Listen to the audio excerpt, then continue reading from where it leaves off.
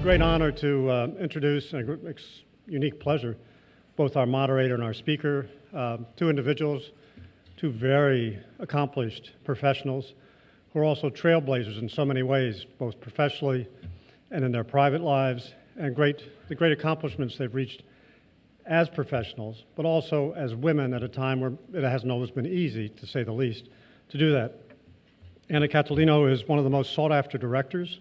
We're pleased that she's part of our organization, and to have her here as the moderator today is unique for us. She's a director of Mead Johnson Nutrition, the Willis Group Holdings. May all be up on there, so maybe I don't need to read it, and I won't read all that. But when she was at Amoco and at BP both, a number of firsts for those companies led by her. She's the voice of Beyond Petroleum for BP when she got there, set up operations in China for Amoco that had never been done before, and again, at a time when women in our business, the E&P business that I've been a part of for so many years, weren't in many leadership roles, if any. So we're lucky to have her, and she has a great perspective on things.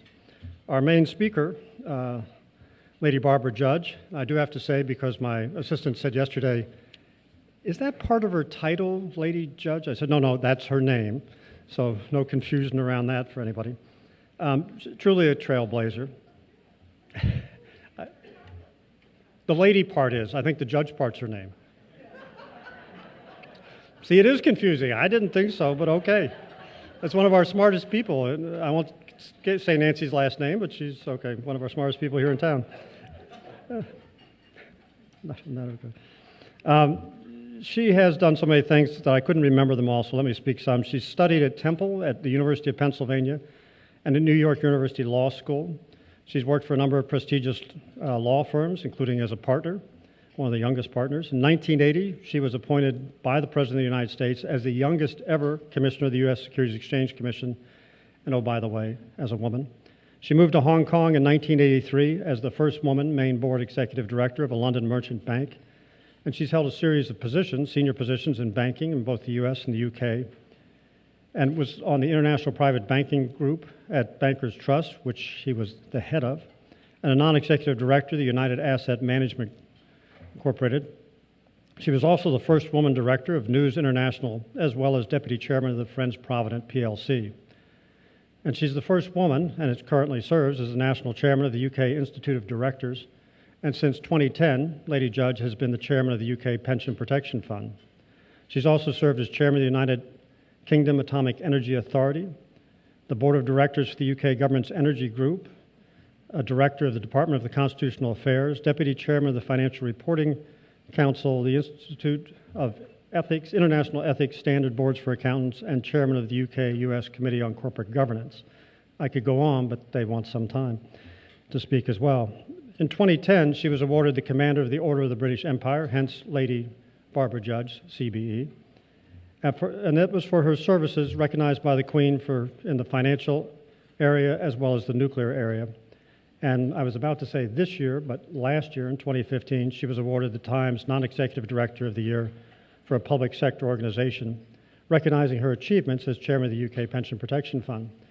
But it's not just all business, it's not just all accomplishments of this nature. She's truly a Renaissance woman. If you go to Forbes.com, I guess I didn't write it down, so I don't know where I have it, but anyway, if you go to Forbes.com, Lady Judge, restaurants, you can read her restaurant reviews, and she likes to be interactive. She wants to have your feedback, so please do that. Forbes.com, Lady Judge, restaurants.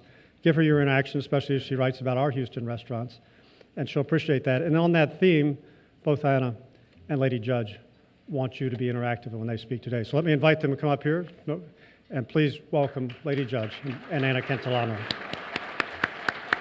Anyway, well, it's a real pleasure to have the opportunity to be sitting here with this incredible woman.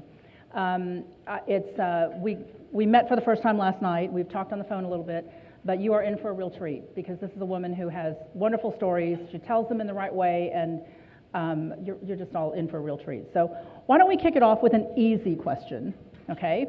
Barbara, you've had, and I will call you Barbara because I get a little confused on the judge lady thing too. You've had the unique perspective of working in the US, the UK, and also in Japan. We both know, being that we've worked globally, that culture is a real big part of how business works. How do you see culture, how do you see it manifesting itself in these three areas? And what are some things that you think these countries have done well, not well? What can we learn from one another? Okay, thank you very much. Thank you, everybody, for being here at 7 o'clock in the morning, which in the UK you could never do. I had a really hard time getting people up to have business breakfast at 8 o'clock when I moved there, because basically they think 9 o'clock is when people start. So thank you very much. Thank you, Anna, and for that wonderful introduction, and for advertising my little column on restaurant reviews, which is fun. But I bring them along with me from time to time so people really know I am a restaurant reviewer rather than I'm just saying one. Anyway, let's talk about governance for a minute and how I think, what I think. And you'll forgive me if this doesn't sound serious. I mean it seriously, but it's been my theory, my personal Barbara theory. And I gave a rendition of this 2 weeks ago, just before Christmas, in Japan. Because in Japan, they are just now adopting a corporate governance code, just now, in order to attract international investors and to essentially try to give a boost to the economy in Japan, which you know has been in deflation for a long time. So this is what I said to them. And I think it's my experience since when I was at the SEC, what I think about governance. If you think about America, I think about America, I think the American culture is of a cowboy. That deep down inside, Americans are cowboys. They have a very big country, and they think about riding across the range until they see a fence. They're not trespassers, they're law abiders, but they'll ride across the world until they see a fence. And then when they see a fence, they won't trespass. And that was what I thought about the SEC when I was a commissioner, that the fence was the securities laws, and the sheriff was the commissioners. And the sheriff and the commissioners and the regulators were promoting law-abiding behavior within the confines of the law, which was the securities laws. And that was why we had in America laws. We wanted people to know that fence had to be very red and very flaming so that people could go up to it, but they wouldn't go over it. So they needed to understand what the rules were in order to obey them. And that's how I thought that the rules about the SEC rules and the governance rules came about in a very strong, secure fashion, defining the limits. In Britain, it's totally different. Those of you who've been to London or been to Britain, the way the Brits are, and I've lived there for 23 years, what does a Brit want to be? He doesn't want to be a cowboy. He, pardon me everyone, wants to be a gentleman. They either are gentlemen or they want to be gentlemen. And what do we know about gentlemen? They want to be in a club. That's the British way, is to be in the club. A gentleman's club, that's how we got the name. And what do we know about a gentleman's club? They don't have any rules. Not like the cowboys on the range. They don't have any, and if there are any rules, they're down under a table somewhere and nobody's ever found them. An appropriate behavior to be in a club is not to go anywhere near the limits, because the appropriate behavior is to be somewhere in the foggy outside doing the right thing so you don't get drummed out of the club. That was how it always was. And if you define corporate governance as being appropriate boardroom behavior in order to act appropriately for the shareholders, and nowadays the stockholders, it wasn't like that way when I grew up, and the community at large, appropriate behavior was to do the rules of the code. That's what the Brits have. They have codes. And so even their corporate governance started out as a code. Should I go on about this? Yeah. Because what happened in Britain was that they had no rules. They didn't have the 1933 Act or the 1934 Act.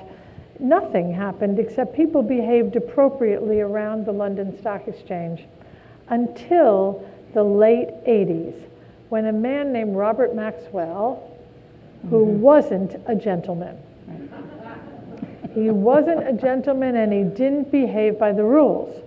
He went and he took the pension fund money of his company and he used it for his personal lifestyle. And that's what woke up the Brits to the fact that they had to do something more than just depend on this amorphous appropriate behavior. And so what happened was first they got a great gentleman named Sir Adrian Cadbury, who set up the Cadbury Code. The Cadbury Code essentially said there should be a split between director, the chairman, and the chief executive. That was the Cadbury Code. Then they got another great gentleman named Sir Richard Greenbury a couple of years later, because there was some discussion about directors being paid too much. And the Greenbury Code was about setting forth, disclosing appropriate director compensation. And then they got further on, a few more years, we're now in the 90s, and they got a gentleman named Turnbull who talked about internal controls. But all these corporate governance, what we would call rules, were part of a code. And indeed, in the early 2000s, they were all put together in what was called the Corporate Governance Code. It's still called the Code because the Brits believe that codes are the way you deal with behavior. And instinctively, they put in that corporate governance regime the idea of comply or explain. It wasn't the rules where you have to do it this way or you're breaking the rule. It was, this is the way we say we suggest you have to do it strongly, and if you're not going to do it our way, then you have to explain in your disclosure documents. But I've gone on about this because I think it's really interesting. Because and they think we're nuts, Americans, because we have to have the rules very brightly. On the other hand, more and more in Britain, I have to say this, there are a lot of Americans moving in and a lot of other cultures moving in, and the codes are becoming rules because you can't depend on people anymore to do the right thing. I'll finish off one more minute by saying, in Japan, they're just starting out. So they've imported the American system of rules, and they've imported the British system of comply or explain. So they have rules, but you can comply or explain to them. And I asked the Japanese business leaders to whom I was speaking, well, I know about the British and American system because I've lived in both places, but how is it all going to work out with the Japanese? What's the culture of Japan that's going to make people obey these rules or code? And a lawyer told me this. He said, I'll tell you about Japan. It's a samurai culture. Remember the samurais. He said, A, it's going to be strong like a samurai, and B, it's all going to be about face. Because in Asia, as you know, it's about face. And so people will obey the rules because they won't want to be publicly shamed. And that will be the enforcer with respect to the code that's just being put in Japan. So I have this theory that cultures define governance and that you have to find your way through the culture in order to find your way into what the appropriate governance structure is. I think that's fascinating. For many people here in the room who operate in a global environment, I think that it's just so important to understand the impact of culture on why companies behave the way they do. Now, I totally understand why working in London was such a struggle for me, because I was obviously trained by a bunch of cowboys here in the US, and then we merged with BP, and I ended up trying to work in a gentleman's club. So now I understand why it wasn't as easy as I thought it was going to be.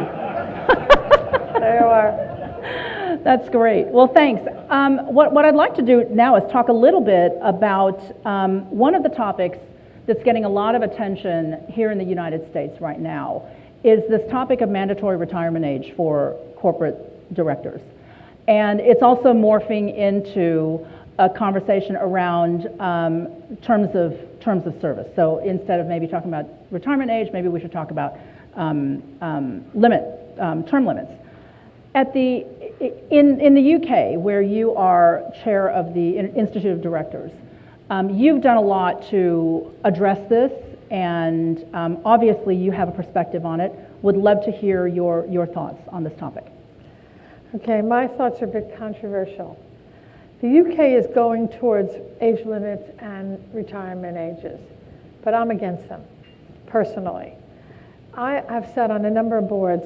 Frankly, if you're in a big bank board, it takes you 3 or 4 years just to learn where the skeletons are, just to understand what the right questions are. And I don't want to lose my best directors at 9 years when it takes a while for them to be the best directors. I think term limits are obviously a way to get rid of people that aren't being important in the boardroom discussion, aren't competent to be there. But a hard and fast rule is a bad idea. And I personally, it was going to be 3 terms in the UK code, and I personally wrote the letter to the people who are actually promoting it, saying it cannot be a fast rule. It has to at least be a rebuttable presumption that after 9 years you go native. I just don't believe it.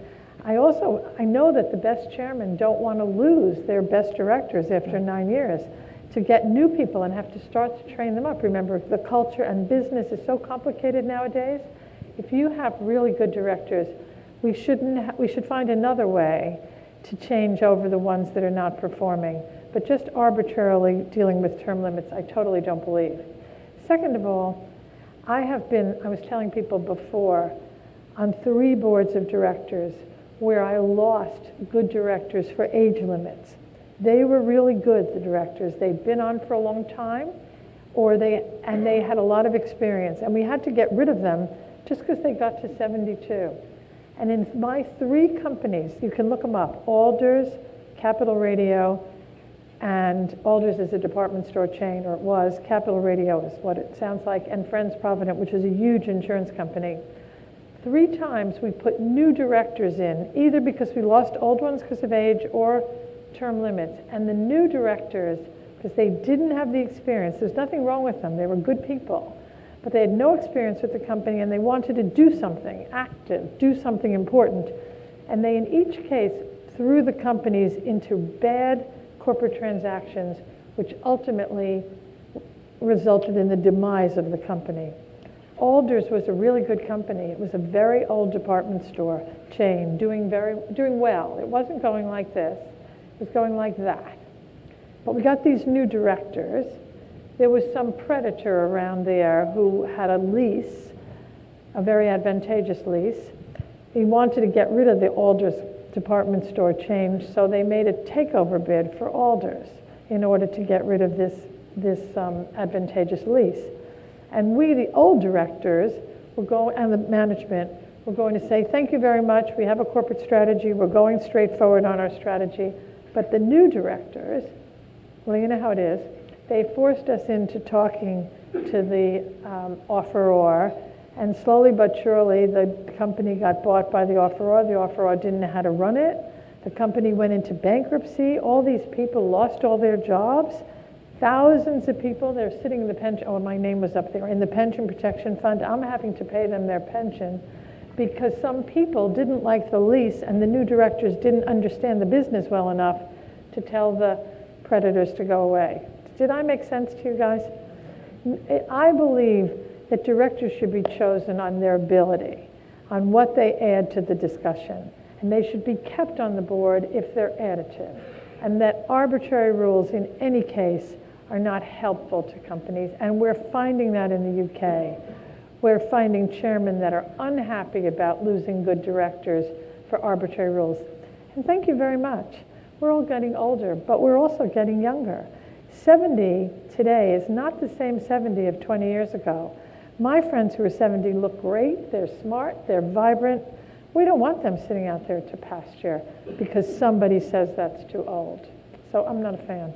So on that topic of people who are 70 and you don't want them to kind of be sitting out there to pasture, I read an interview that you did once, and you spoke about a program that you introduced at IOD called the Executive Alumni Program that actually addressed this. Could you kind of explain a little bit what that's about? Yes. So I have 3 platforms for my chairmanship at the IOD, three ideas. The first one is to get more women into what used to be a gentleman's club. I could talk about that forever, but I won't. The second one is to make this old gentleman's club. It's a beautiful building, the IOD. I encourage everybody here when you're in London to come to the facility which is a big old building that was originally built for the Prince of Wales. George became George IV. Then it was the United Services Club for all the admirals and generals in the UK, and now we own it. And it's beautiful, but it's a bit intimidating. And if you walk in, there are pictures of generals everywhere and admirals. So I want to get more women in, and it's not I'm talking to the Portrait Gallery and the National Gallery about bringing in a few suffragettes or something like that. So women are my first point. My second point is young people. I want to bring young people into the IOD who will use it as a co-working space, who will exchange ideas, and who will come and bring some new agenda to the IOD, as well as our good corporate governance and other things we do. But my last point is older people. Now, remember all those 70s and 72 people that are not directors anymore because of those age limits that I don't like, or those accounting firms and law firms that actually kick you out when you're in your 60s, which really annoys me. All those people are retired. Now, frankly, I sit next to people at dinner and I say, what do you do? And they say, oh, I'm retired. Nothing, as little as possible. This one says, I say, well, I'm bored with him. What do you do? Well, as little as possible. Well, why? Oh, well, you're retired. Frankly, how much golf can you play? Not every day. So there are all these young people that I'm trying to bring into the IOD who need everything. They need finance directors, they need marketing directors, they need mentors, they need sales directors. They're young, they're smart, they don't have experience. And there are these older people that, frankly, are sitting out there with too much golf to play and too smart to be wasting away. And my idea is, because wisdom is a very important commodity, wisdom and judgment, is to put them together. And to get the young people who need the marketing director or the chief financial officer and the older people who have already got 2 days a week for golf together, not just as mentors. I think we have to pay them. I think that the young people who are sitting there, they may not be able to pay $500 an hour, but they could pay $5 an hour or $50 an hour. Maybe it's going to be a small amount. I'm going to take this allusion too far and say you could pay your golf fees, but I feel that you need to pay people in order for them to pay attention. And these guys have to pay something and these guys have to earn something in order for it to happen. But we'll get the generations together and we'll get people to feel useful. Because I'm really worried personally about all these very smart people who in Britain and in Europe, not so much in America, we're putting out to pasture too young. So executive alumni is a way to get my older members and my hopefully younger members together to make the society a better place, not just for business, but for the society as a whole. I think that's absolutely wonderful. For those who have never been in the IOD, if you've never been there, next time you're in London, you got to figure out a reason to go. It is an amazing place. It's an amazing building. But I would agree with Barbara. There are so many buildings in the UK that are filled with halls of what I call halls of the dead people. They're like portraits of people who you know are no longer with us. And I always think, oh my God, how depressing. How absolutely depressing. You walk down there, I mean, you can tell these people are gone. And just kind of say, wow, if this is a place that's supposed to be about people getting together and sharing ideas and innovation, I love the idea of getting youth and some women and some different pictures on the walls. I think that's wonderful. Okay. Let's shift to the topic of energy, which is a topic that I'm guessing might be of interest to some people here in this room. In addition to all of the things that Alan was reading about what Barbara does, there are a lot of things that, you know, if he was reading all of them, he'd still be reading right now. But you served as chairman of the Atomic Energy Authority. You sit on the Strategic Advisory Council of Statoil. You serve as chairman of the Energy Institute of the University College of London. And your area of expertise is in nuclear. So I would love for you to describe what you believe the role of nuclear is in the energy picture going forward. Sure. Since we have 2 hours, right? How many people are oil and gas people in this room? I thought so. Anybody nuclear? Michelle, where are you? Okay. So I figure I can talk to you because I was on the board of Statoil and I'm on the advisory board of Statoil. I was chairman of the Atomic Energy Authority and I actually advise the uranium company, which has operations in Texas as well, small. My opinion, let me just give you my 5-second commercial for nuclear. If you're sitting on the energy, Department of Energy, and you're thinking about what kind of energy, what are the 3 most important questions that you have to deal with in terms of energy for any country?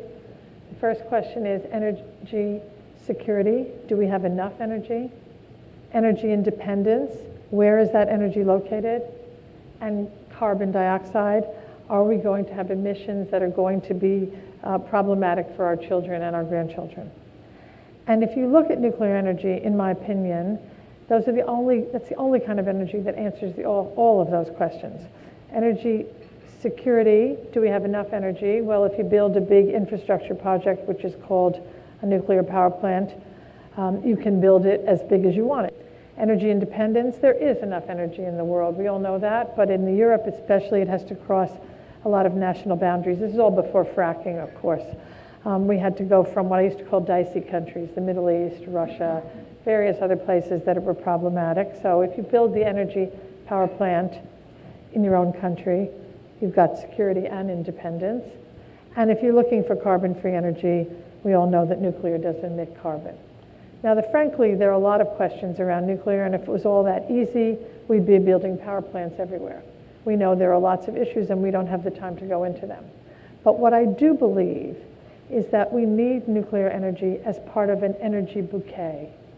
I believe that no country can rely on one source of energy.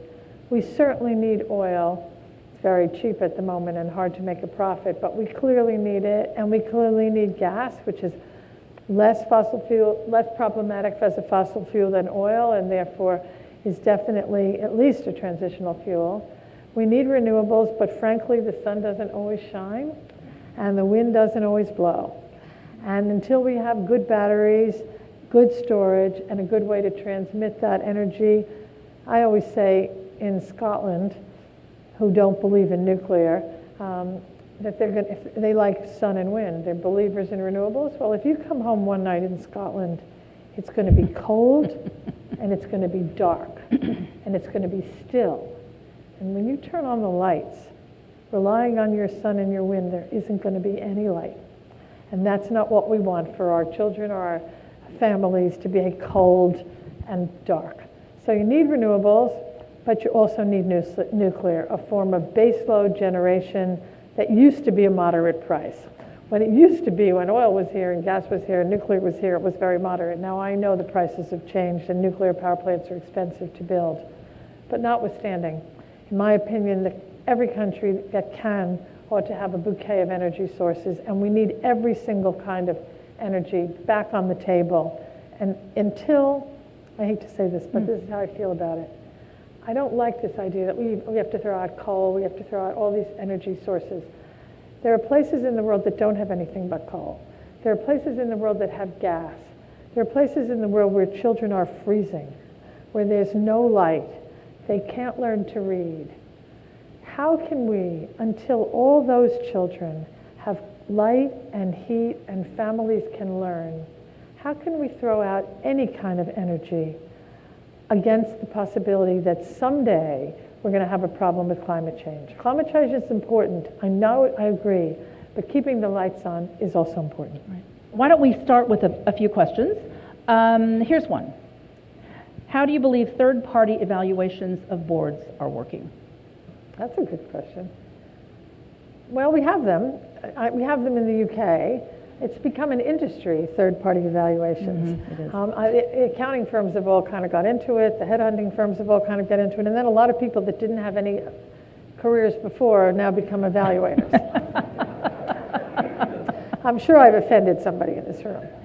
But I did watch this happen for people who came in to be evaluators, and I kind of wondered about it because they'd never been on a board before. And I think you need experience in order to evaluate other people. That's my personal opinion. I think it's important to have evaluations. I personally,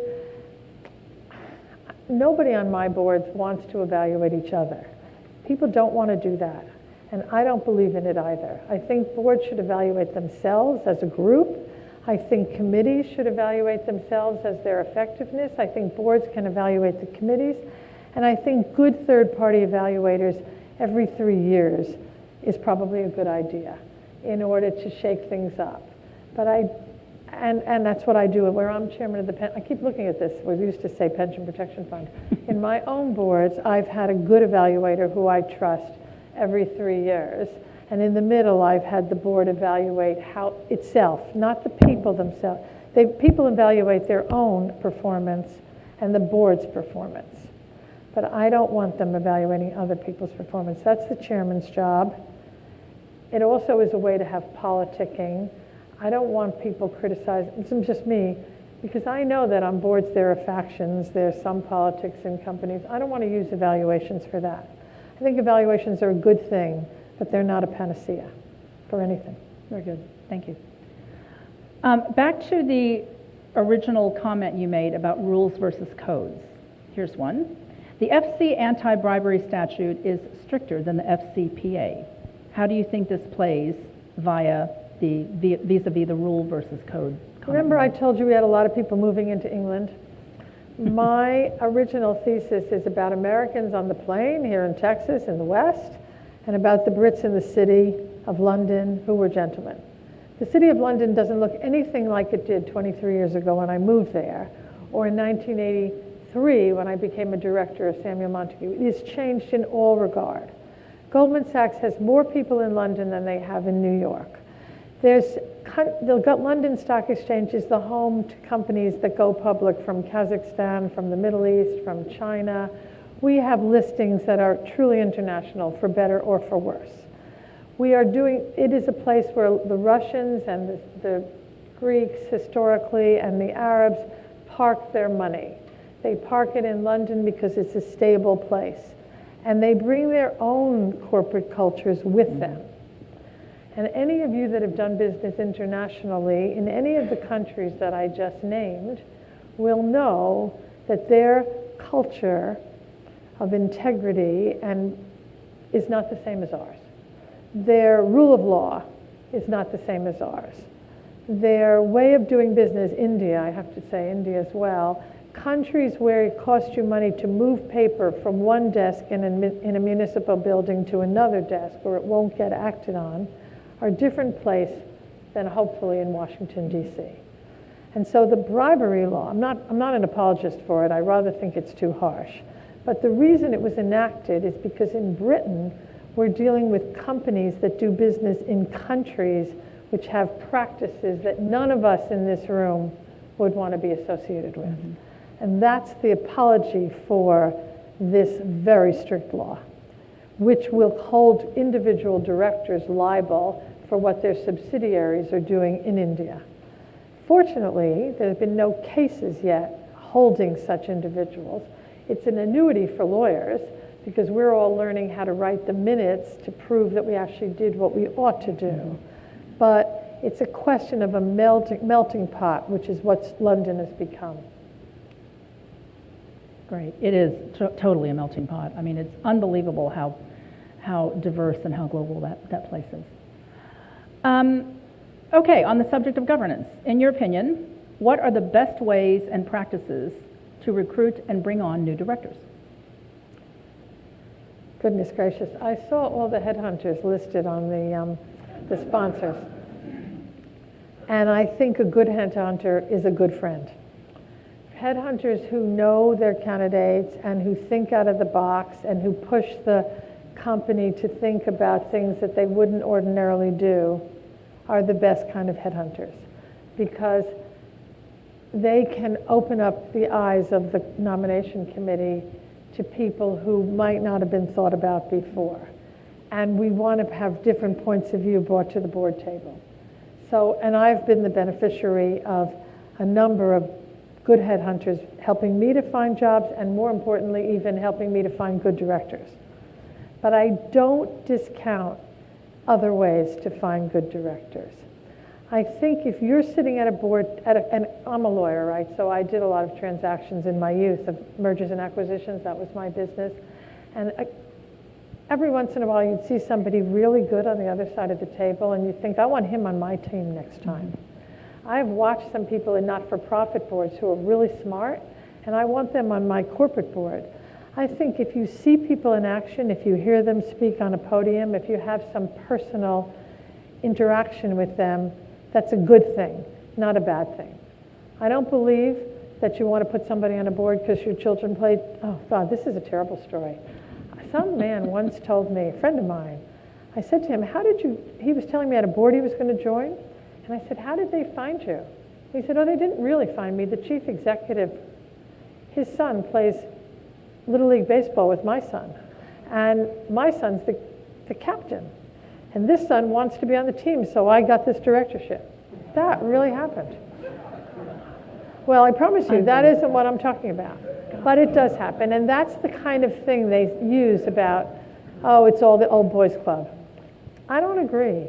I think if you know somebody and you know they're really doing a good job in what they're doing, or you've heard them speak and you think they're very brilliant, or you've seen them in a non-for-profit and you like how they act, you have a perfect right to recommend them to your board, and that it's not nepotism or it's not old boys club. I think recommendations from personal relationships are a good thing. Then you have the headhunters who can help do the screening, check the references, add them to the mix. But I'm a believer that you need both. There isn't one size fits all for getting a director at all. Some of my best directorships personally is because I met somebody at a conference, or I met them at a charity, or they knew somebody who recommended me. So I have to say it's both.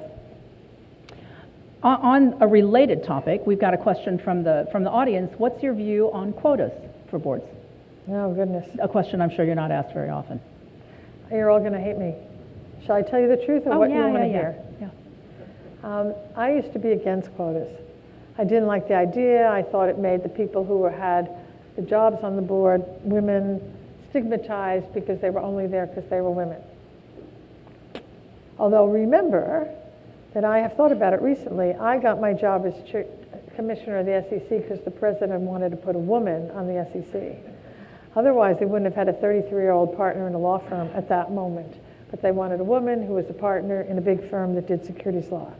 Said, I am the beneficiary. It wasn't a quota, but it was the beneficiary of a desire to do that.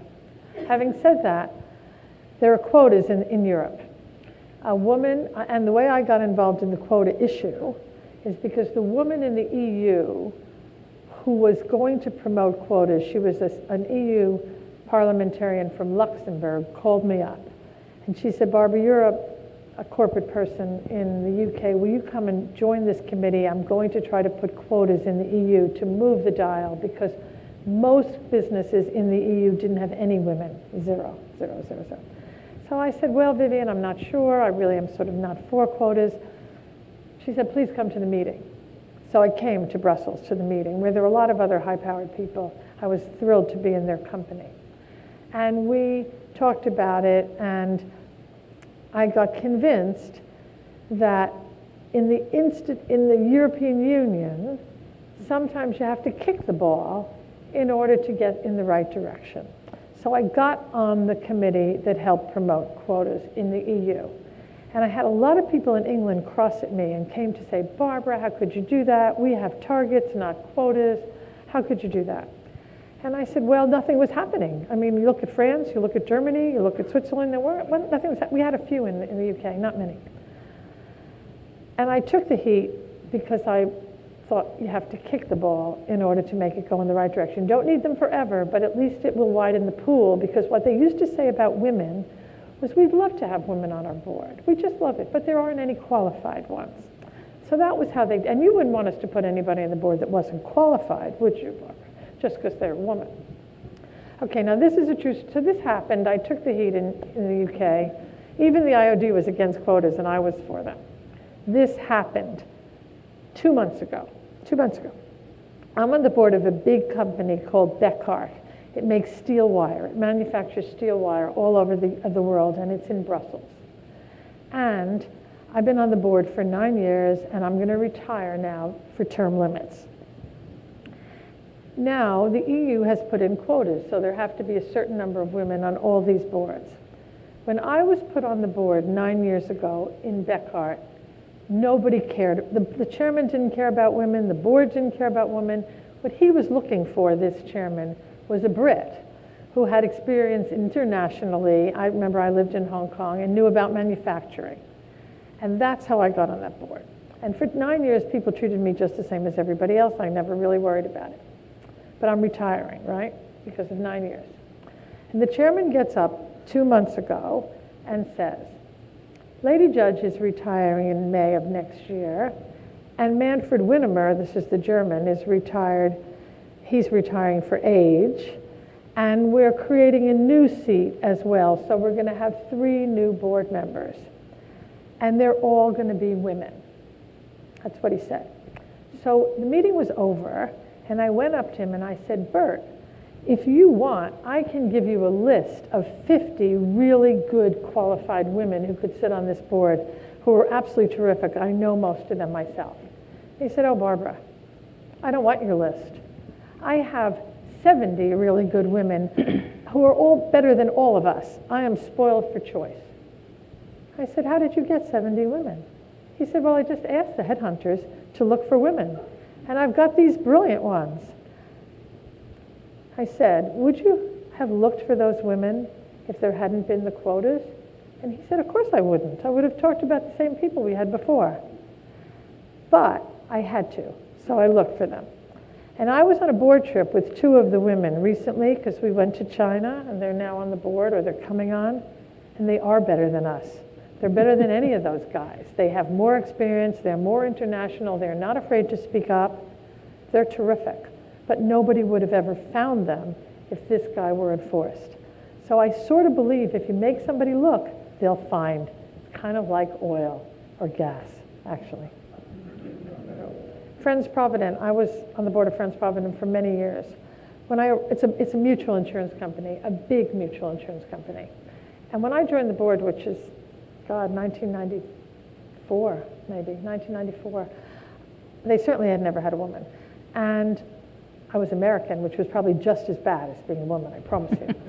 Try and be both, right? And the management came into the board meeting with a presentation, and they said, these are all the reasons why we should be bought, why we're recommending to the board that we sell ourselves to Commercial Union.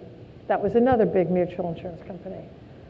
And I looked up, this is my second meeting, and I looked up and I said, why do we have to sell ourselves, this over 100-year-old company, to Commercial Union? And the executives said, oh, because there's going to be consolidation in the industry. It's happening right now. And we want to choose our dancing partners before they all get chosen. So I kind of looked up and said, I don't understand why we should be selling rather than buying if there's consolidation in the industry. And these guys kept saying, we told you because we want to choose our dancing partners before they all get chosen. And I looked up and said, listen, dancing partners is something I know about. There's always another one.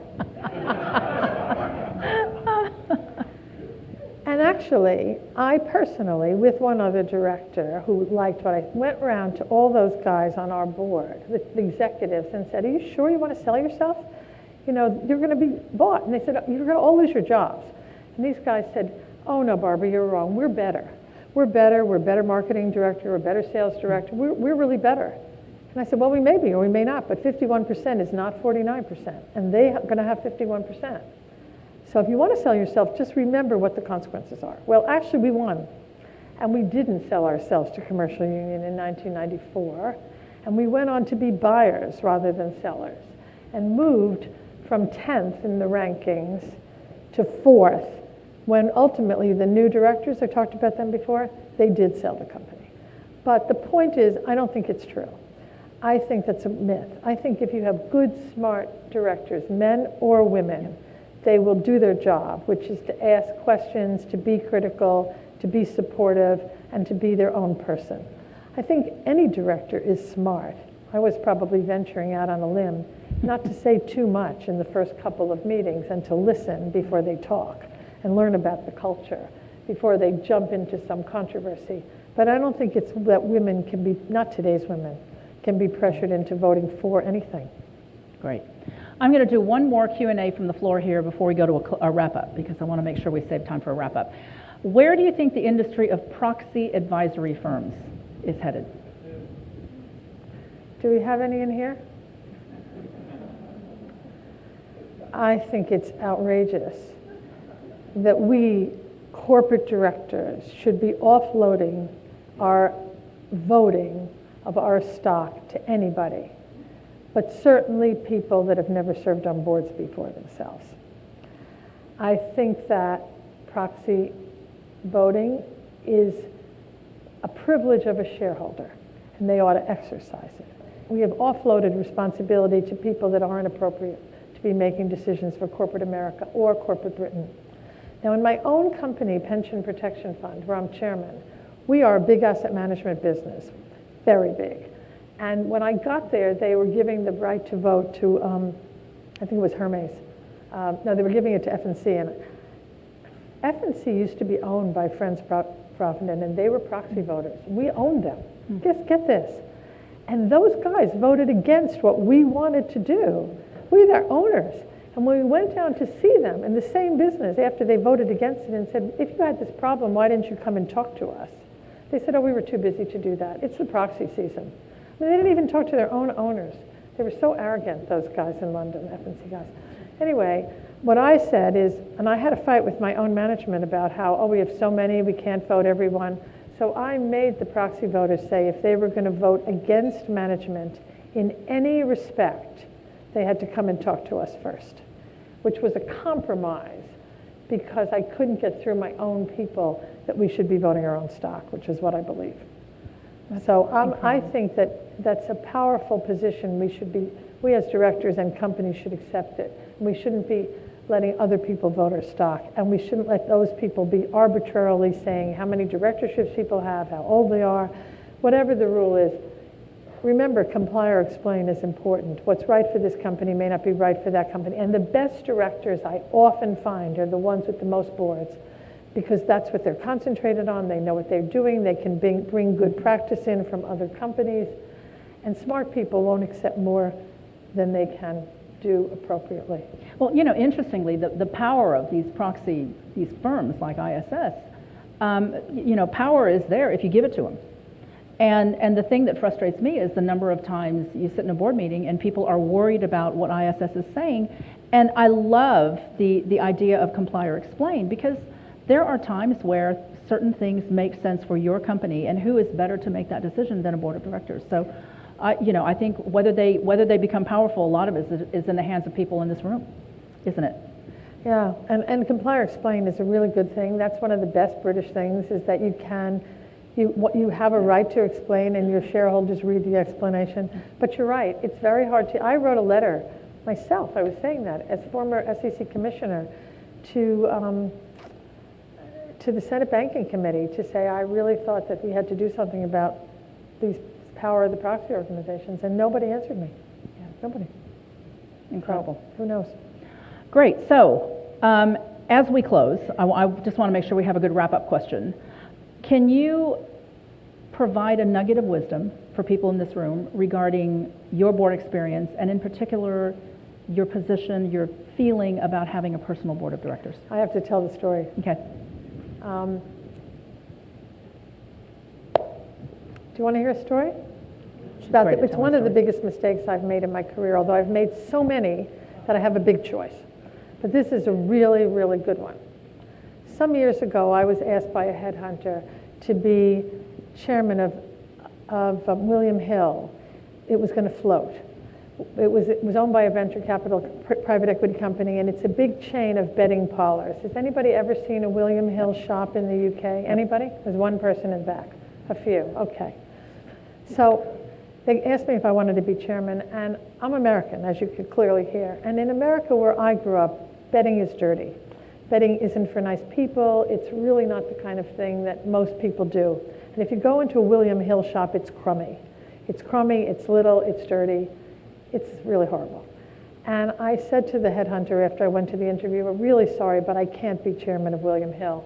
I couldn't possibly be it. I was thinking I couldn't possibly tell my mother, who worked till she was 88 as a dean in a college, by the way, that I was going to be chairman of a betting parlor. So I turned it down. Twice. They really wanted me. I think they wanted Mrs. Clean or something. Anyway, I turned it down. That on Monday. On Tuesday, I went to lunch with my best friend, who is a banker. And I said to him, you know, I just turned down the job of being chairman of William Hill. And he said, why, Barbara? I said, oh, well, you know, I'm American. And in America, gambling is dirty, at least where I come from. And it's a crummy place, and it's a crummy kind of business, and it's filled with the mafia. And I couldn't tell my mother, I couldn't possibly do it. And he said, Barbara, why didn't you ask me? Why didn't you call me? That would have been a perfect job for you. I said, why is that? He said, oh, because you, Barbara, would have been the first woman chairman of a FTSE 100 company in Britain. Why didn't you call me? Okay, next day, I go to lunch with another friend of mine, a private equity guy. And I say, you know, John, I just turned down this job to be chairman of William Hill. It's going to float. He said, oh, I heard it was going to float. Why did you turn it down? I said, oh, you know, I'm American. Gambling is dirty. Couldn't possibly do this. It was kind of a crummy place. I just couldn't think about it. And he said, Barbara, why didn't you call me? That would have been a perfect job for you.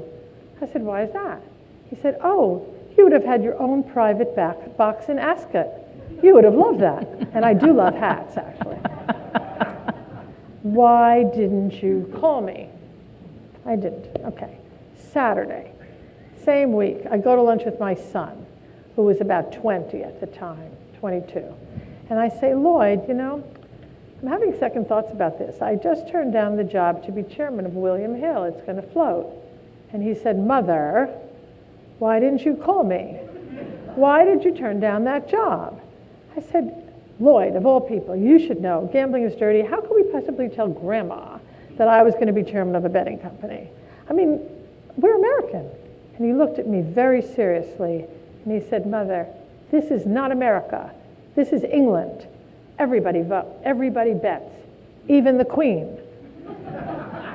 Why didn't you call me? So what's the moral of this story?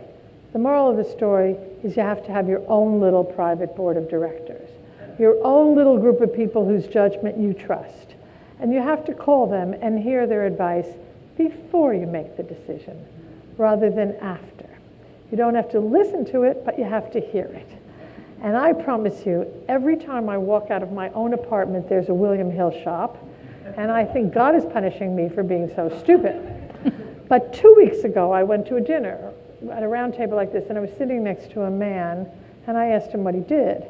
And he said, oh, I'm chairman of William Hill. And he was bragging to me how he just put 2 women on his board. That's the end. Thank you very much. Wonderful.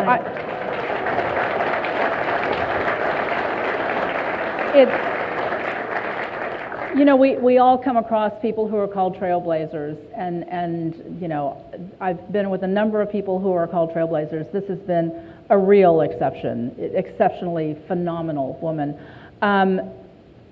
Lessons from her stories about tenacity, business integrity, excellence, compassion. What a wonderful combination of qualities to have in an executive and a director. Everyone in this room wishes she could be on all of our boards right now, I'm sure. I know I certainly feel that way. I want to thank you for making the trip. Thank you for being part of our kickoff for 2016. It's been a real pleasure and honor to share this stage with you. Thank you.